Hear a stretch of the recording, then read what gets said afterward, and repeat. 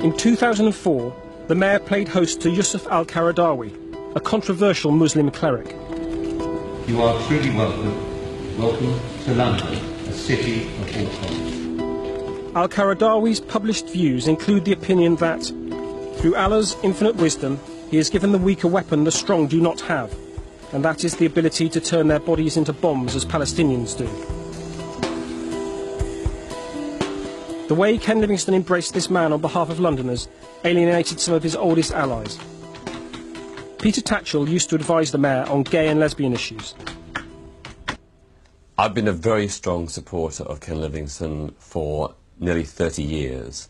I think overall he has been a good mayor for London, but I do think there are a number of issues he's made some monumental misjudgments.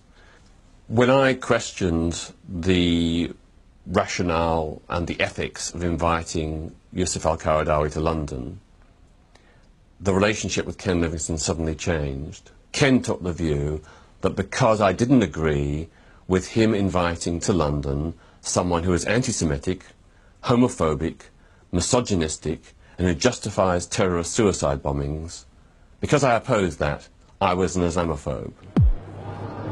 Tachell was not alone. Journalists, campaigners, and many Muslims questioned the wisdom of al-Qaradawi's visit. The mayor's response was to spend nearly £6,000 of taxpayers' money on a report defending Qaradawi and suggesting the controversy was cooked up by a former member of the Israeli Secret Service. He is surrounded by some advisors who come out of a history of very sectarian left-wing politics. They take a very black and white view of the world.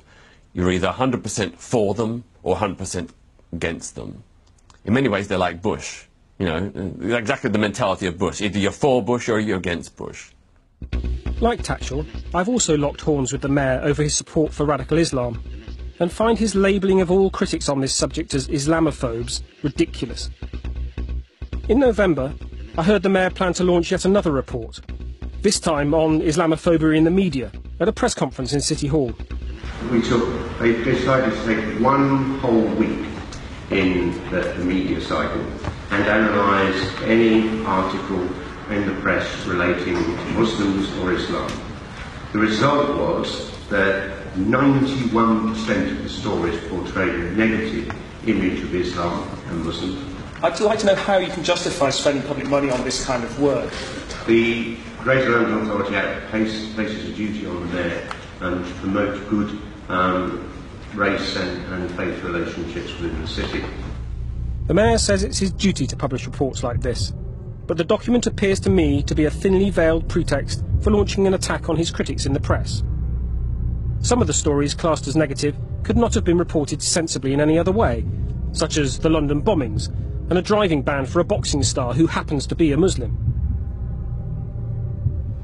Can you say, hand on heart, that the report that you've published, that you're happy with it?